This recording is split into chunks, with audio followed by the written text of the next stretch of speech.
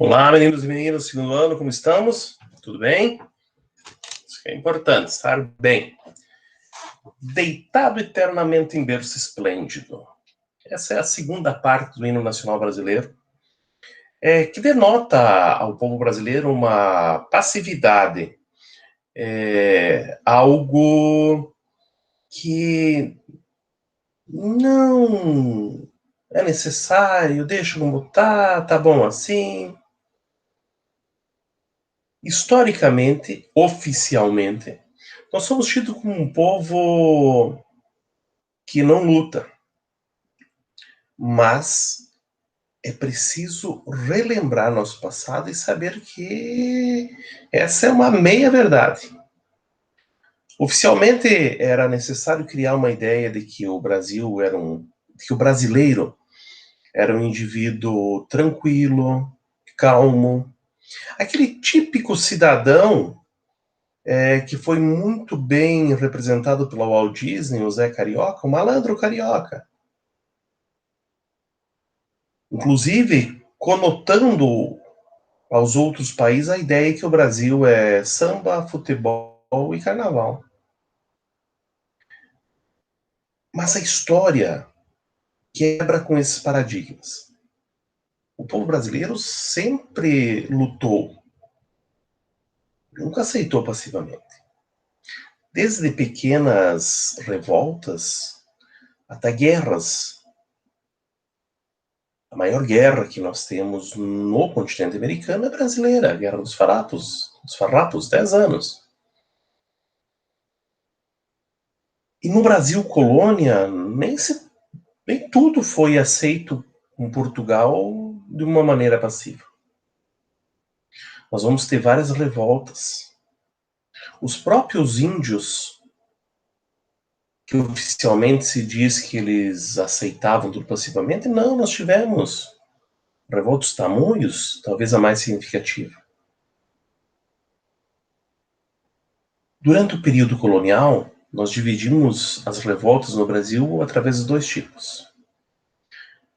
As revoltas nativistas eram aquelas que elas não tinham como objetivo a separação do Brasil de Portugal. Elas buscavam resolver problemas internos ou questionar algumas situações determinadas por Portugal. Basicamente, nós temos 4 revoltas. Não somente 4, mas nós temos 4 que são as importantes. A revolta de Beckman, ocorrida no Maranhão, a Guerra dos Emboabas, em Minas Gerais, a Guerra dos Mascates, em Pernambuco, e a Revolta de Filipe dos Santos, também em Minas Gerais. Então, observe que essas 4 revoltas, que são chamadas de revoltas nativistas, elas ocorrem para questionar a forma com que Portugal lutava com o Brasil. Elas não buscavam independência. As que buscavam independência são as emancipacionistas. Essa sim é a Conjuração Mineira, a Conjuração Carioca, a Conjuração Baiana e a Revolução Pernambucana. Essas buscavam a separação, mas aí já a partir de uma mudança filosófica que são as ideias iluministas.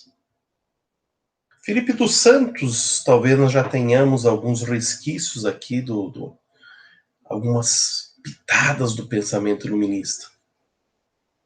Mas ela não é clara ainda.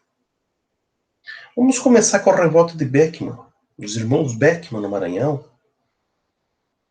O Maranhão era a capitania mais ao norte do Brasil. E quando chegavam lá os navios, vindo do continente africano, quando chegava ao Maranhão, praticamente não tinham mais produtos, ou os produtos que sobravam eram de má qualidade. Isso pressionava aquela elite maranhense por produtos de boa qualidade e preços razoáveis. Esse era um dos questionamentos. O outro questionamento, ele tinha muito a ver com o terceiro fator para a colonização do Brasil, que é a fé católica. Havia um conflito de interesses entre o Estado português, a Igreja e os fazendeiros. Não chegavam escravos negros africanos de boa qualidade. E para o português era necessário fazer o quê? Era necessário escravizar o indígena. Mas aí entra a Companhia de Jesus, os padres jesuítas que queriam também almas para Deus. E essas almas para Deus deveriam ser preservadas da escravidão.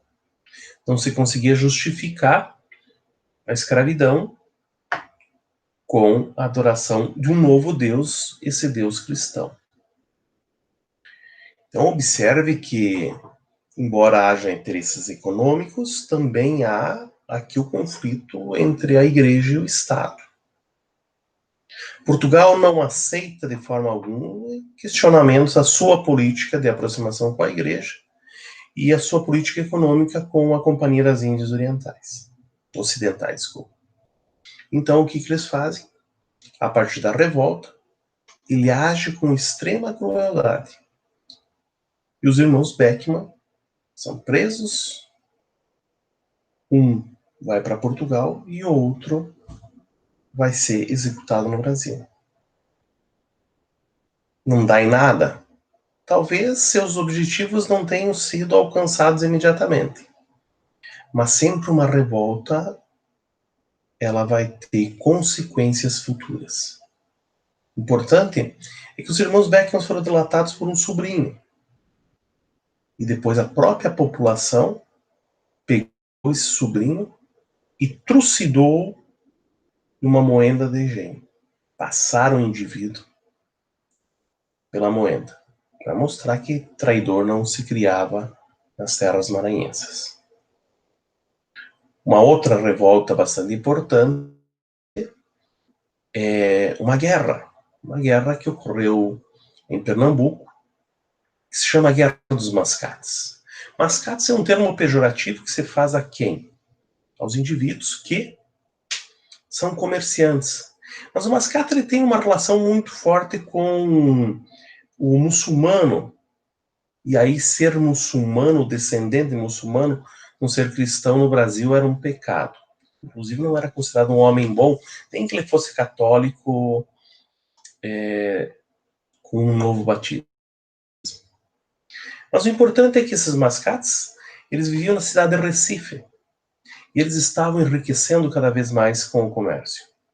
Ao contrário da decadente Olinda, que era a cidade dos fazendeiros, dos senhores de engenho, e que estavam cada vez pior.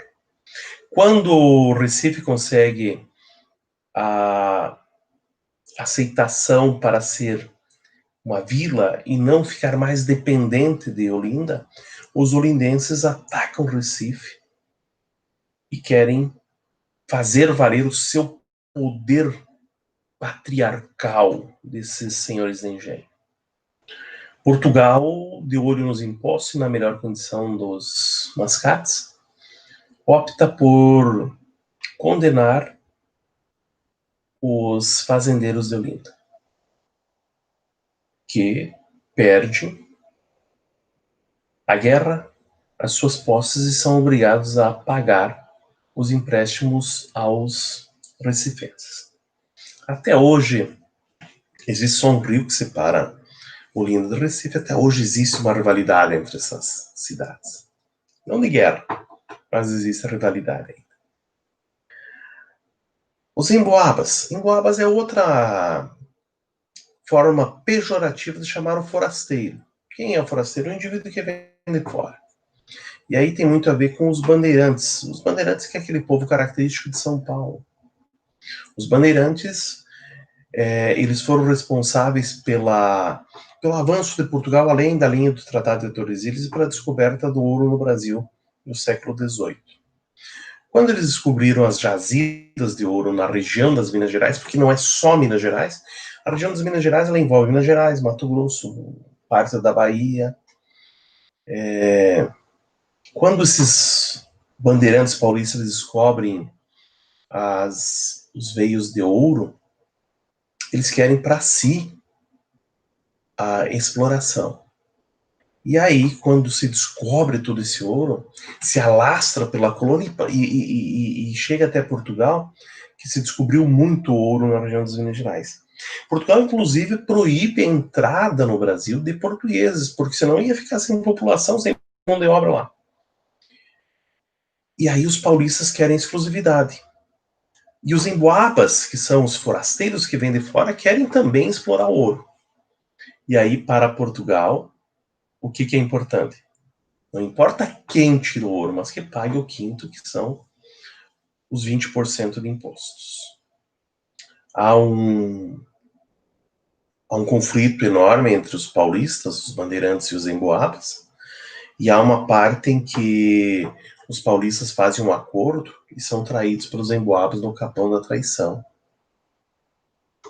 Além de perder a guerra, perdem ouro, e segundo alguns relatos, quando os paulistas chegam em casa, os valentões perdem e apanham das suas mulheres. Elas sempre mandam. O quarto conflito. O quarto conflito também ocorre na região das Minas Gerais. É uma revolta de um tropeiro não, de um grupo, uma população, mas liderada por um tropeiro, que não aceita mais pagar o quinto, que era os 20% de impostos para Portugal sobre qualquer parte do ouro, tanto na tomada do ouro, quanto no comércio.